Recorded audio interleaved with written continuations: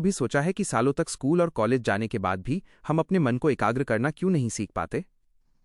आज की modern education हमें क्या सोचना है, ये तो बहुत अच्छे से सिखाती है, लेकिन कैसे सोचना है और इस चंचल मन को वश में कैसे करना है, ये बात पूरे सिस्टम से कहीं गायब है।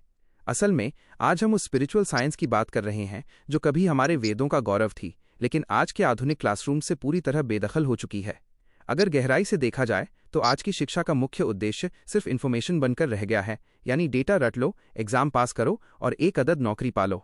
लेकिन हमें यह समझना होगा कि एकाग्रता कोई ऐसा डेटा नहीं है जिसे दिमाग में डाउनलोड किया जा सके। ये तो एक मानसिक मांसपेशी है जिसे तराशना पड़ता है।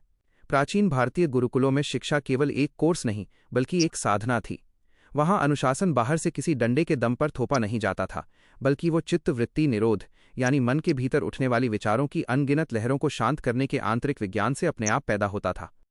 ये आध्यात्मिक विज्ञान हमें सिखाता है कि सच्ची एकाग्रता या फोकस कोई जादुई ट्रिक नहीं है, बल्कि ये हमारी ऊर्जा के संरक्षण का सीधा परिणाम है, जिसे हमारे शास्त्रों में ब्रह्मचर्य और तपस का नाम दिया गया है। आज की आधुनिक शिक्षा हमें बाहरी दुनिया, गैजेट्स और मशीनों को नियंत्रित करना तो सिखा देती है, लेकिन अपनी ही इंद्रियों को वश में करना नहीं सिखाती। जब तक हमारी मानसिक और शारीरिक ऊर्जा अलग अलग इनपुट्स और भटकाओं के जाल में बिखरी रहेगी, तब तक अनुशासन आपके लिए सिर्फ एक बोझ बना रहेगा, कोई आंतरिक शक्ति नहीं बनेगा। हमें ये स्वीकार करना होगा कि फोकस कोई इत्तेफाक नहीं, बल्कि एक शुद्ध विज्ञान है। हमारे शास्त्रों में प्राण और चित्त का बहुत गहरा संबंध बताते हुए कहा गया है, चले वाते चलं चित्तन निश्चले निश्चलम भवेत, जिसका सीधा अर्थ है कि जब तक आपकी सांसें उथली और तेज हैं, आपका मन भी उतना ही चंचल रहेगा। मगर अफसोस की बात है कि आज तक किसी आधुनिक स्कूल ने हमें सही तरह से सांस लेना या ध्यान की वो धारणा तकनीकें नहीं सिखाईं जो हमारे न्यूरॉन्स को रिवायर कर सके।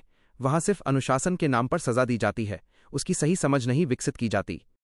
अतः अगर हम अपनी आने वाली पीढ़ियों को सच में मानसिक रूप से शक्तिशाली और भीतर से सुदृढ़ बनाना चाहते हैं, तो हमें इस खोए हुए आध्यात्मिक विज्ञान को अपने जीवन में वापस लाना ही होगा। फोकस का असली मतलब सिर्फ परीक्षा के लिए रट्टा मारना नहीं है, बल्कि खुद के भीतर मचे शोर को शांत करके उस परम चेतना से जुड़ना है। इसीलिए आज से ही केवल 10 मिनट के लिए मौन और प्राणायाम को अपनी दिनचर्या का हिस्सा बनाइए।